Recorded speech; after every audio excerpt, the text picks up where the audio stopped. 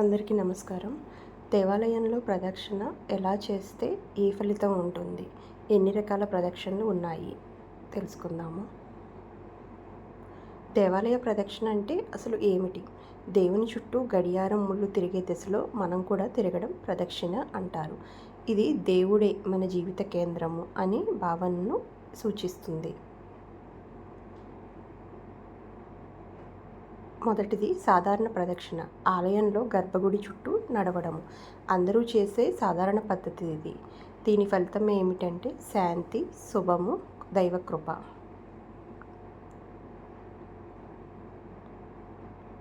అంగప్రదక్షిణ. శరీరం నేలపై ఉంచి దొర్లుతూ తిరగడంని అంగప్రదక్షిణ అంటారు. నేను అన్న అహంకారం లేదు అనే భావము. అలాగే ఇది ఎందుకు అంటే కోరికలు నెరవేర్చుకోవడానికి. అలాగే దీని ఫలితము మనకి దైవ అనుగ్రహము. సాష్టాంగ ప్రదక్షిణ. ప్రతి అడుగుకి పూర్తిగా నేలపై నమస్కారం చేస్తూ వెళ్ళడము. శరీరంలోని 8 భాగాలు పూర్తిగా నేలను తాకుతాయి. దీని అర్థం పూర్తిగా దేవునికి మనము లొంగిపోవడము. దీని ఫలితము పాప విమోచనము, మనము ఆత్మశుద్ధి అనేవి దీని యొక్క ఫలితాలు. ఈ సాష్టాంగ ప్రదక్షిణం అనేది ఎంతో ముఖ్యమైనది. దీన్ని చేయడం కూడా కొంచెం కష్టమే, కానీ మనకు ఉన్న భక్తి వలన ఇది చేయవచ్చును. మంత్ర ప్రదక్షిణ. మంత్రాలు లేదా శ్లోకాలు జపిస్తూ తిరగడము. ఉదాహరణకి యాని కాని చ పాపాని ఇలా మంత్రాలు చదువుతూ తిరగడము. దీని ఫలితము మనశ్శాంతి, అలాగే ఏకాగ్రత కూడా పెరుగుతుంది. గిరి ప్రదక్షిణ. కొండ లేదా పర్వతం చుట్టూ తిరగడము. ఉదాహరణకి అరుణాచలము, తిరుమల, శ్రీశైలము. ఫలితము మహాపుణ్యము, పాపనాశనము.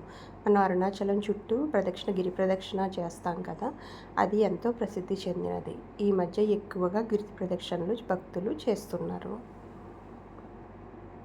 అలాగే దీప ప్రదక్షిణ. దీపం చుట్టూ తిరగడము. దీపము అంటే అర్థము జ్ఞానము, అలాగే అజ్ఞానాన్ని తొలగిస్తుంది అని కూడా అర్థము. ఈ దీప ప్రదక్షిణ వలన ఫలితము శుభము, అలాగే మనకి ఏదన్నా దోషాలు ఉంటే అవి కూడా నివారింపబడతాయి.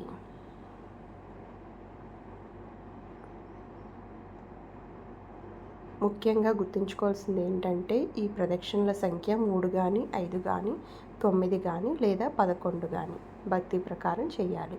నెమ్మదిగా మనసుతో చేయాలి. భక్తి ఉంటే ఏ పద్ధతి అయినా మనం చేసిన దానికి ఫలితం ఉంటుంది. ఈ ప్రదక్షిణలు ఎప్పుడూ కూడా బేసి సంఖ్యలో చేస్తే మంచిది అని చెబుతారు. సర్వేజన సుఖినో భవంతు. Thank you so much for watching. Please subscribe our channel. Thank you.